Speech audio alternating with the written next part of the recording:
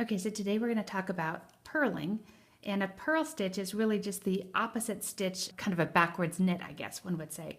So remember when we talked about knitting every row that we get garter stitch and each one of our stitches has these bumps. That bump is the back side of a knit stitch.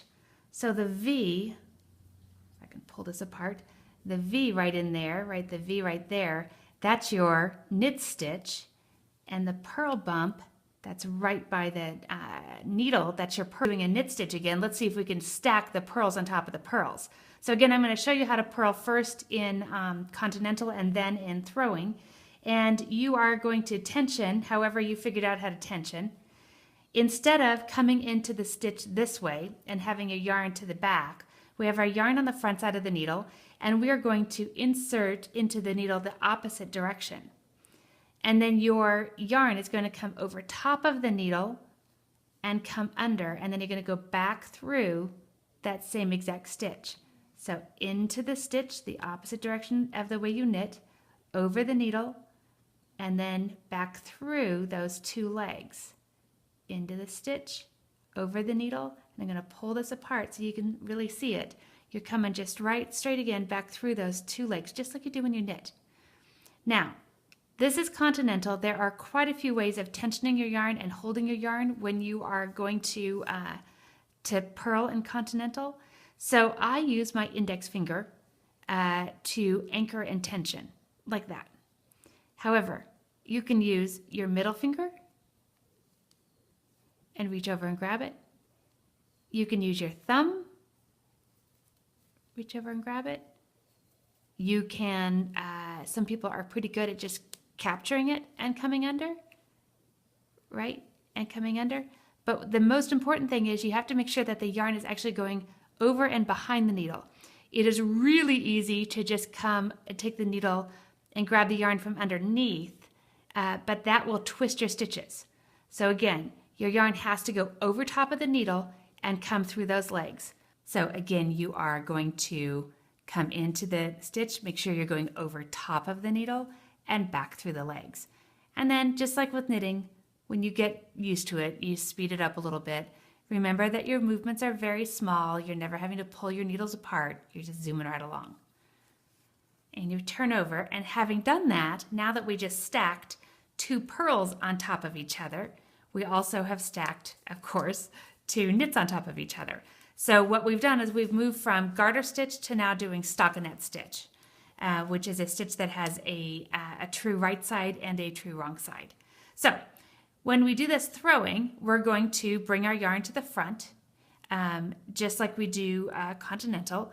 Our needle is going to, it's the same thing, right? It's going to come in from the opposite direction, pop right in. You're going to grab it, grab your yarn, come over, hold it, and come under. Insert, come around between those two legs and off. So into the stitch, hold your other needle, make sure you're holding below where you're actually working, come over top. You do need a nice amount of tension right here in order to come through that stitch. If you come in and over, but you leave your yarn kind of wiggly, you're not going to be able to get through that stitch. Even if you keep it in your hand, but you don't put any tension on it, it's extremely difficult. So let me show that to you again. You're going to come into the stitch, right? And the very first time you would just grab your yarn, come around, under, and off. And now you're going to keep your yarn in that hand, in your right hand, always coming around that needle, coming through those two legs, insert, hold, around, and through and off. Again, when it gets to be difficult to push those stitches off, just scooch up the stitches on your left-hand needle so that you can easily move them off. Insert, around, under, and off. Insert, around, between those two legs and take that stitch right off. And that is purling on the throwing style. This is obviously not the style that I normally use, so I am a little bit slower and a little bit more awkward in this style. But if this is the way you end up knitting, you're going to find yourself being very, very fast, just as much as one is with continental. It's coming around that needle, under and off. Insert, around the needle, under and off. So around the needle and under and off. That should get you purling. Now it's interesting, one other little note for you, if you were to knit every stitch or purl every stitch, either one will actually get garter. So you'll see I purled on this side, and so while I had 2 knit stitches in a row there, I now have a row of purls here, and when I turn my work again, I had 2 purl rows here, and now I have a row of knit stitches right there.